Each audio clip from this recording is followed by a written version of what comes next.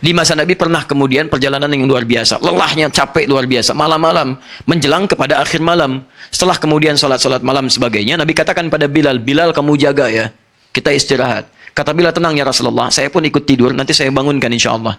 Dia bangunkan, saya bangunkan katanya. Yakin, udah tidur semua. Begitu bangun, Bilal ikut tidur semuanya. Yang membangunkan apa? Dengan izin Allah, cahaya matahari sudah mengenai sinar mata Nabi SAW. Bangun dengan cahaya matahari, bukan dengan bangun suara Bilal. Nabi bangun, Bilal masih tidur. Kata Nabi, wailak ya Bilal, celaka kamu Bilal. Katanya kamu bangun, kok kamu ketiduran? Kalau kamu nggak mampu, jangan katakan insya Allah saya bangunkan. Jangan katakan saya bangunkan. Jangan katakan. Maka dari situ kemudian kata Nabi berwudu semuanya. Setelah wudu, adzan kamu Bilal. Setelah itu, tunaikan sholat sunnah. Setelah itu, ayo sholat. Jadi semuanya sholat pada saat bangunnya. Pertanyaannya, Ustaz, kok bisa Nabi kesiangan? Awas, hati-hati. Jangan ikut-ikutan orientalis. Kenapa Nabi kemudian seakan bangun kesiangan? Ternyata bukan. Allah bisa saja memberikan isyarat kepada Nabi, bangun ya Rasulullah. Langsung dibangunkan. Sekarang waktunya subuh.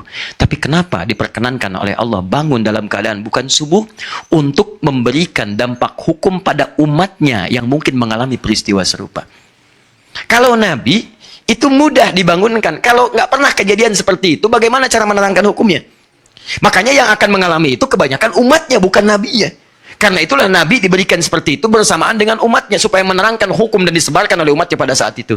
Karena itulah kemudian teman-teman sekalian, jika ada orang yang tertidur dalam masa singkat tadi kemudian bangun saat itu dia sholat. Anda ketiduran misalnya kan, bangun jam 9, saat bangunnya itu sholat. Tapi ingat, bukan dalam rangka ketiduran dalam nuansa yang disengaja. Ada peluang nih, tiduran, ya, tiduran. Bukan, Anda memang tertidur capek lelah. Tapi kalau tidur Anda karena bergadang, lihat bola dan sebagainya, PSG ketemu dengan Madrid nih, ketemu dengan Madrid hari Kamis dini hari. Oh, sudah catat tanggalnya macam-macam. Madrid sedang nggak bagus di liga nih, tertinggal terus. Bahkan kemarin dia seri lagi, sebelumnya kalah dan salib Barcelona, poinnya udah 19 bedanya, nggak mungkin kesusul. Sedangkan di PSG, waduh, sedang juara pertama nih, kemarin menang 3-0, Neymar ngegolin lagi, ngasih assist lagi. Cuman dia belum dapat Ballon d'Or, kalah sama Ronaldo dengan Messi. Tapi Ronaldo sedang turun. Sekarang bertemu antara Ronaldo dengan Neymar. Di mana kira-kira? Dilihat jadwalnya. Saya nggak pernah nonton, Pak, nggak ada kerjaan. Betul, nggak ada kerjaan. Jadi tulis jam 3, jam 4. Lihat, Madrid menang, ujungnya menangis, kalah. Kalahnya pas menjelang adzan subuh jam 4:30. Pas 4:35 menit lagi mau adzan, capek tidur. Tidurnya karena nonton bola. Bangun-bangun jam 9. Maka di situ bermaksiat dia kepada Allah Subhanahu wa taala. Dia tetap salat saat bangunnya, tapi dia berdosa kepada Allah karena dia tidur dalam keadaan lalai di waktu salat. Paham? Nah, jadi kalau sifatnya seperti itu, qada dilakukan. Tapi kalau sifatnya dalam jangka waktu yang lama atau karena perbuatan tertentu, misal ada mati suri, koma dia, belum titik, ya. Jadi dia masih hidup, nggak betul, masih hidup, tapi tidak ada aktivitas dan diam seluruhnya. Lama, setelah misalnya 10 tahun bangun, misal saja kan. Atau janganlah 10 tahun, 1 tahun lah ya. Bangun misalnya. Baik, sehari kan 5 kali. Kan? 365 hari kali 5 kali. Ya, berapa tuh? Berapa rakaat dia harus tunaikan? Kali 17. Cukup banyak dia lakukan. Maka yang seperti ini terjadi 2 pendapat. Kata Imam Asy-Syafi'i, qada salat berlaku pada dirinya, tapi diberikan keringanan dalam qadanya. Ambil sebagian waktu yang lenggang bagi dia.